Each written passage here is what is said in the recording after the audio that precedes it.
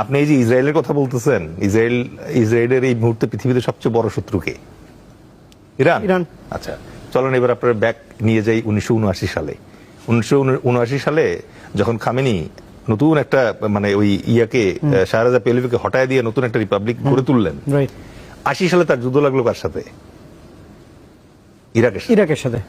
ইরাকের nuclear facility ছিল অসেরিকে, ঠিক আছে? ইরান আর ইসরায়েল দুইজন মিলে প্ল্যান করলো যে এই ইরাকের যে ইয়া আছে, এই পারমাণবিক চুল্লি এবং অন্যান্য সক্ষমতা, এটা ধ্বংস করবে। ইরান ইসরায়েলকে বললো, মানে ইসরায়েল তথ্য দিল কোথায় গোলা মারতে হবে, ইরান বলল আমি ফার্স্টে যাব, ঠিক আছে?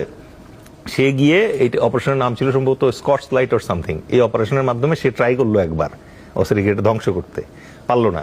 এর কয়েকদিন পরে ইসরায়েল গেল, ওই অপারেশনের নাম ছিল অপারেশন অপেরা। এইটা দিয়ে পুরা এই সাদ্দাম হোসেনের যে ইয়ে ছিল, নিউক্লিয়ার রিয়েক্টর এবং আদার ছিল, পুরোটা ধ্বংস করে দিয়ে আসলো। এরা দুজন তো একসময় ফ্রেন্ডস ছিল, রাইট? তখন মধ্যে ফ্রেন্ডশিপ নষ্ট হয় নাই অতটা, বাট এরপরে যখন প্রক্সির খেলা শুরু হইলো আর আরব ইসরায়েল যুদ্ধে যখন আরবরা বেশ কয়েকবার হারলো, 3বার হারলো, তখন ইরান আস্তে আস্তে কিন্তু এই খেলায় ইসরায়েলের মানে বন্ধু হয়ে গেল, শত্রু, ঠিক আছে? তো ওই যে বলে না যে প্রত্যেক বেঈমান কখনো কখনো মানে বন্ধু ছিল, ঠিক আছে? পুরাতন বন্ধুই তো হচ্ছে নতুন বেঈমান।